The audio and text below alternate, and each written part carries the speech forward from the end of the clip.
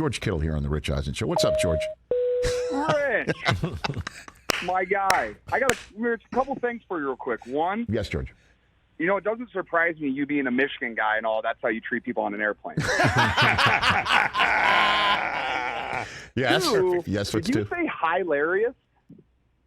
Yeah, kind of sometimes. Yeah, hilarious. I've learned a lot about you in the last 24 hours, Rich.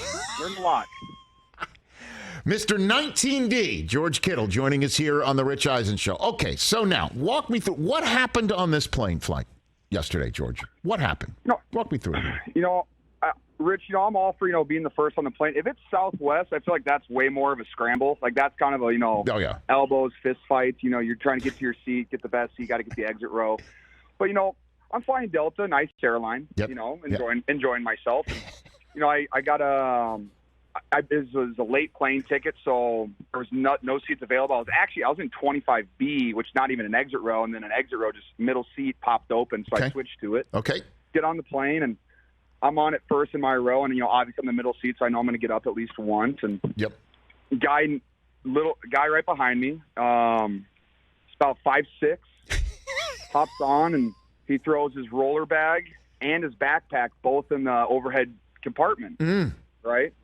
And sits down right next to me, and also this guy, he's probably a great guy. Didn't talk to him all. He slept the whole way. Bless his heart, gave me all the space I needed. So he was a great travel companion, but his feet don't even go underneath the seat in front of him. So my thought is, why would you not just put your backpack down there so then someone next to you can use the overhead compartment? It's not like he had two roller bags or anything like that. Like, I understand that. But he had a small backpack that could have fit underneath him. So I was just curious what, the world's, flying etiquette was. And, I like I said, I learned a lot about you yesterday. So what was your crowd? What did your crowdsource glean on that subject matter? What did the crowd say when you're crowdsourcing it, George? I would say about 5% of them went with you. They said it's a free for all. And then about 90%, I'd say the other 5% was, I'd say 15% was asking questions like, oh, well, maybe it was his wife's and he was carrying it for her. No. People read between the lines way too much on Twitter. It is what it is, black and white. He had two bags by himself, threw them up there. So he was by himself. But I'd say about 80% of Twitter is pretty angry at him, which I agree with. I'm all about, mannerisms. You sit in the middle seat, you get both armrests. Like, I thought that was established. Like, I thought we were civilized people out here. So, okay. What I said is that when you get on, you use your space best you can. And I'll be honest with you, I would normally take my rollie and put it up, and then my backpack, I would put that under the seat in front of me. But if there was extra space, I would then throw it up there. That's what I would do. Sure. Rich, I'm with you there too. Okay. Sitting there and it's like half empty flight. Oh, for sure. Throw your stuff up there. I don't care where it goes. But it was a totally full flight minus one seat in the back. So it's just like, there could be someone on there that needs to put a bag up there. Do you really need your backpack up there when, again, nothing against short people, but if your feet don't touch the ground on the seat in front of you, do you really need to not have your backpack in the seat underneath in front of you? In exit row, were you allowed to put the seat underneath, a bag in the seat in front of you on an exit row? Sometimes I'm told I can't. Tell me one flight you've been on, one airline that has done that. I mean, are you flying Spirit religiously here? Spirit. No, just usually they don't want anything on the ground in front of that exit door. Sometimes they don't want anything on the ground, but if you can stuff it underneath, then I think it's all okay. That's what you're supposed to do. Because I mean, the wonderful flight attendant from Delta yesterday said, "Please," she said, "Hey, sir, can you please put your backpack on just a little bit more in case of an emergency?" And I said, "Yes, ma'am. Thank you for asking me so much." Is that an exact quote? Is that a verbatim transcript of the exchange?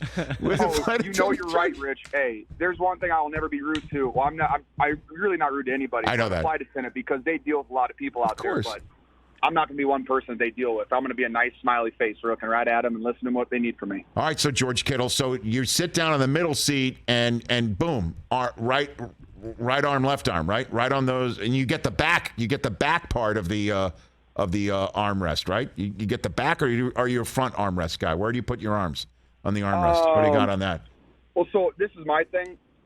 If I'm ever, because I would prefer to travel first class, That's how I like to fly. I could not yesterday. Mm-hmm. But if I'm ever on the if I'm in the aisle, or if I'm a window seat guy. I don't know. That's kind of weird for some people. That's I like to me. sit against the window. Me too. Because I like to lean my head against it. I like to sleep the whole time. You also don't want to get up. Who wants to get up, George? I don't want. If you have to go to the bathroom, I don't want to get up 2 times for you and within 5 minutes. That sounds terrible.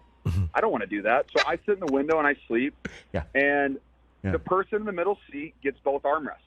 I don't care if it's front. I don't care if it's back. Now, if they're not using them and you're in the side, you can definitely use it. But if they're using it, you got to give them the middle armrest. Like we talked about, like Big Cat and PFT are big on this. I'm part of my take. They've argued about this too. It's you get both armrests, and it's I don't know. People that don't respect that are barbarians to me. What was our big to do about that years ago, Chris? Did we sit? We actually didn't have. It wasn't a take we had. We just kind of threw up a poll, Which is what? and I forget what it was, but it went super viral. Over 100,000 about an votes. armrest, right? Yeah, about the middle seat armrest. Did I say that you're not supposed to get both armrests if you're in the middle seat? Did I say something like that? Rich, you're diabolical, man. I think you were did I? consistent with it's just kind of if First you come, get first there serve? first, you stake your claim like the old West. Yeah. Now, Mike, you said you threw out your arm once because some threw guy my got both shoulder out 'cause armrests. a guy- Did you, George? Did you know that you could get hurt if you don't? You know, Hey, I've gotten in some elbow shoving matches back in my day. I definitely have. you couldn't lose those though, right? You won those. You had to win those. No. It usually comes down to like I've had a guy. I was sitting middle seat, and a guy knocked my elbow off so he could take it. Oh. And I just stopped and I just looked at him. Oh. And I stared at him until we made eye contact. And this was, I was in college, I think, for this. And so, like, I'm not, big strap, and I'm not, like, no one knows who I am or anything like that. But I just stared at him until he looked at me. And then I just took my elbow and I just shoved it against his, and I knocked it off. Oh. And then he looked at me again, and he didn't touch the armrest again. I'm saying, like, you shouldn't have to establish dominance. Like I said, it's a society. We're all in this together. And it just makes no sense to me how you can think that you get the aisle seat, all that leg room, and you get both armrests. Like we're spoiled as a society, Rich, and I just don't know if I'm okay with that. That's some Hawkeye toughness right there. That's Hawkeye toughness right there. Yeah, it's definitely not the Michigan blue and gold blood. Excuse me, it's maize. It's maize. Okay, it's not gold. It's maize. That's the official color. It's maize and blue. Okay. Whatever you say, you guys get so sensitive over there sometimes. I swear. George Kittle here on the Rich Eisen Show. Okay, so what's your two? This is the one you didn't respond to. By the way, we were going back and forth on Twitter all day yesterday. You didn't respond to this one, George. What's your 2 cents on reclining? I don't get the. Oh, okay. So this is my take on reclining. Yes. I always look behind me. If there is a tall gentleman behind me, I recline it a little bit. If there is space behind me, I'll go full back. And I'm also okay with someone to lean it full back on me if they can. Like, I'm okay with that. That's fine. I got no issues with that. But, again, Rich, I sometimes struggle when there's when a person whose feet don't touch the ground and they take up all that space. It mildly torques me just a little bit. I will say that. But the button's there for you to use. The I agree. seat reclines. Totally agree. How about this, Rich? Yeah. I just think when people put it back, they should just be nice about it, not just slam it back like they're just going at it to listen to head bop in the '80s rock music. I'll casually slide it back, so in case someone's leaning forward, I don't hit their head or something like that. Yeah, I've had guys before to just throw it back at me, and I was like, "Geez, Louise, guy, you almost gave me a concussion." Because body weight can carry the seat back. So what's the ratio? You look back, you could sense somebody's like 6'2", so you got a 45 degree. You don't go the full. No. When I say tall, I'm talking like 6'5" and above. Oh, minimum. Okay. Like I'm talking like I'm like an athlete. If I see an athlete, I'll be respectful. But a majority of the time, I'll go full recline.